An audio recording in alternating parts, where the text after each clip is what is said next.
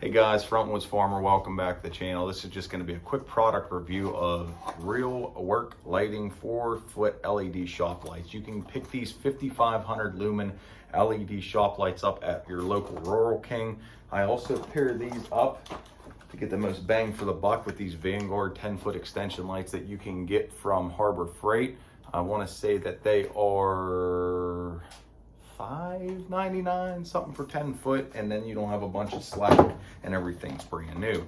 What I like about these LED shop lights is you can wire them in series, and I believe you can link up to 8 lights together off of one receptacle. I would only put 4 to 5. That's just me playing it safe. There is a 5-foot grounded cord that comes with it.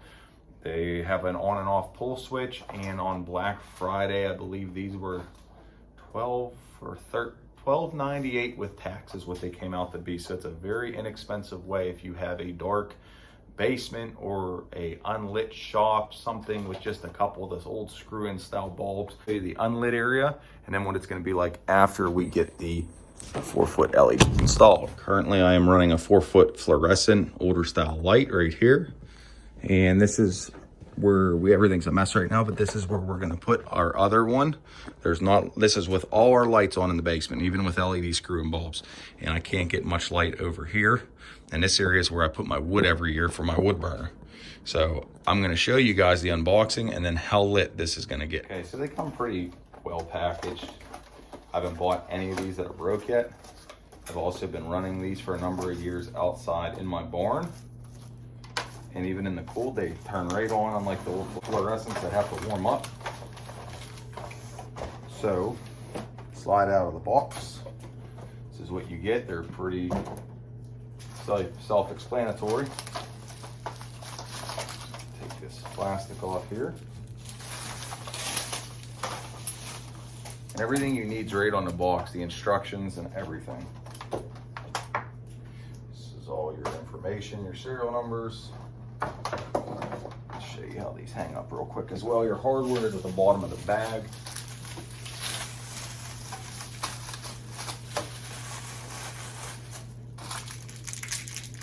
And included in your hardware packet is your 2 chains.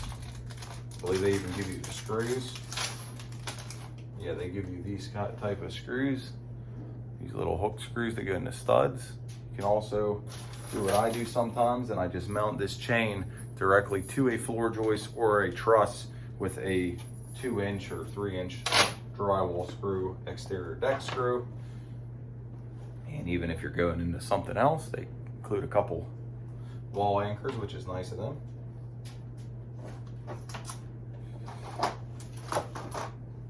Your cord's all tied up. And it's that easy. You plug it in, you have your pull chain, and then I want to show you right over there is where you link your next light. And it is grounded, which is nice. All right, I'm going to bring you guys over there. We're going to get them mounted to the joists. Now obviously, because we're putting these lights in, the lighting's pretty poor right now. However, these hooks, all they do is you slip them in here and go out through the other side, and that's how your light hangs. Now they also give you another hook.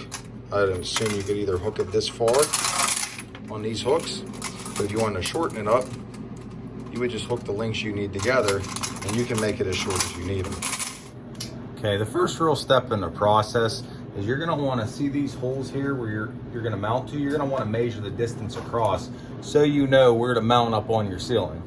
Another quick tool I got here from Harbor Freight while I was there, and Harbor Freight doesn't endorse me. I just find cool things, and if you're not used to the channel, we just throw them up, give good honest reviews.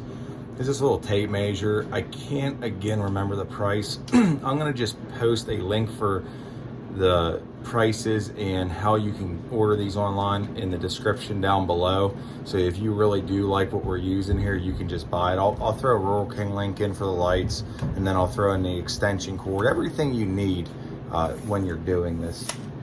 So if you look at these lights, and this could be a rough measurement because they're going to swing a little bit. You're at like 37.5 inches between the 2 eyelets. So if you're going from your joists, that's what you're going to want to do.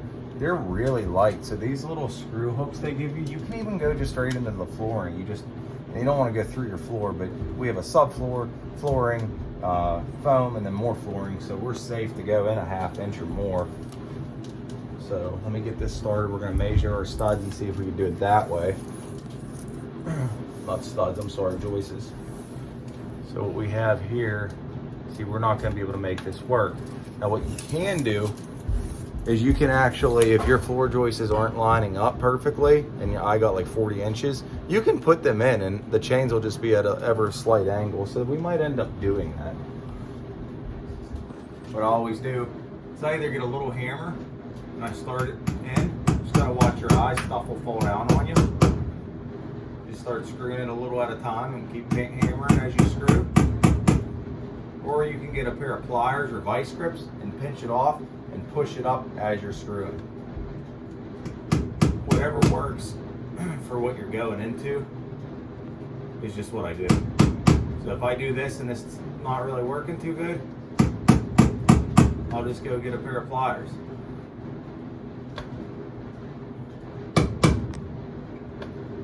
But this is working, so go like this.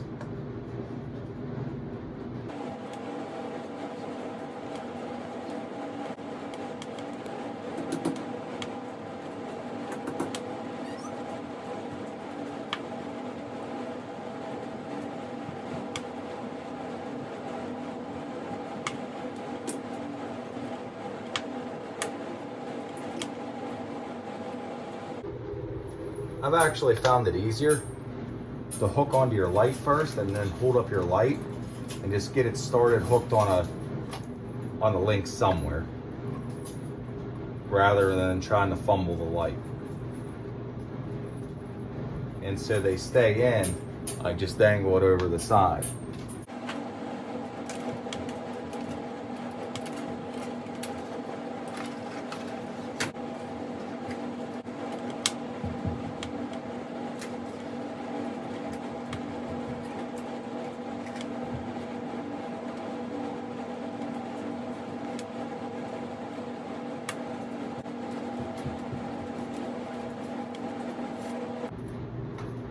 Quick tip too, if you're in a hard to reach place, and you don't know how you're going to get your switch to come on, if you have to go, between a piece of ductwork, I always flip my switch, my pull string first, and then I put my light into place.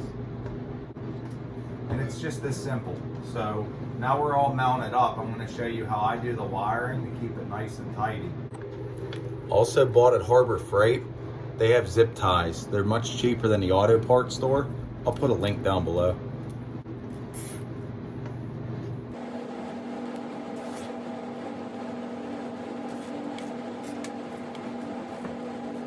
And I just keep going around and I zip tie, and that keeps everything looking real uniform.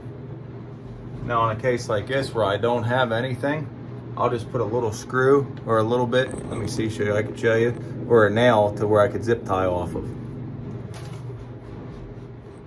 In this case, I saved some old hardware from the lights that I didn't use before. In our barn we used some drywall screws. So now what I'm going to do is I'm going to just fasten this in a floor joist, and that'll work.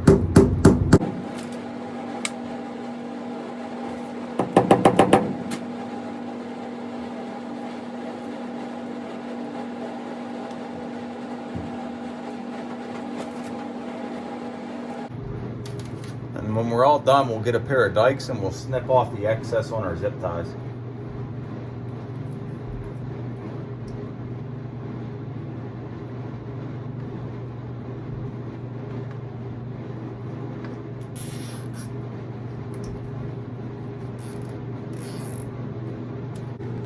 And I ran the extension cord for you guys, because if you know how to run this with the zip ties, you're gonna know how to run the extension cord.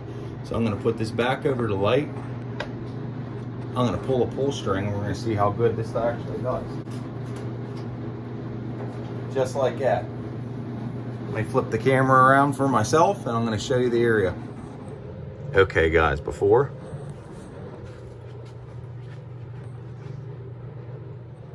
Here's a quick after. And it's that simple. I'll show you how all the wiring's done. We're gonna probably put another light back there, another one by our canning. Snip off these zip ties. And this was where the old light was that we couldn't barely see out of our fluorescence. Now it's a lot more lit now. And they're cheap, it's cheap lighting. All right guys, thanks for watching the channel. Sorry about the big mess down here. Right now we're shooting another video for the oil tanks, how to plumbing your oil tanks. The part 1 is up. I'll throw a video link in the description down below as well. And don't forget to hit the subscribe button. And if you do, it's almost pointless not to hit the bell notification next to it with it.